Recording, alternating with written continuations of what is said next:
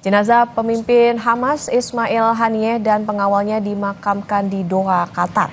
Sebelum dimakamkan, jenazah Haniyeh disolatkan di Masjid Imam Muhammad bin Abdul Wahab di Doha. Ismail Haniyeh tewas akibat sebuah serangan di Teheran, Iran, usai menghadiri pelantikan presiden baru Iran.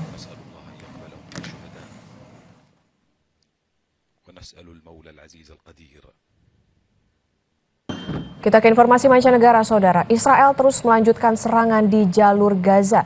Rekaman yang dirilis Israel hari Jumat memperlihatkan anggota militer Israel yang beroperasi di wilayah jalur Gaza. Video ini memperlihatkan militer Israel menyisir rumah-rumah di Gaza.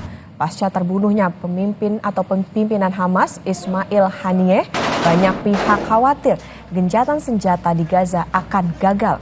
Hal ini juga memicu ketegangan baru di Timur Tengah.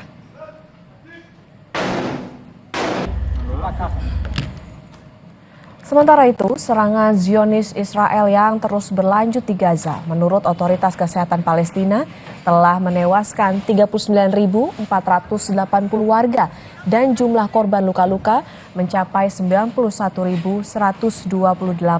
sejak pecahnya Perang 7 Oktober 2023 lalu.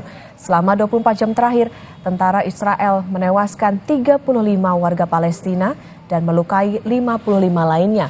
Operasi militer Israel juga mengakibatkan tewasnya pejabat senior Hamas dan Hezbollah, kelompok politik bersenjata yang bermarkas di Lebanon. Rabu lalu, saudara, kediaman Haniyeh di Teheran, Iran terkena serangan udara setelah ia menghadiri pelantikan presiden baru Iran yang mengakibatkan tewasnya Haniyeh dan seorang pengawalnya.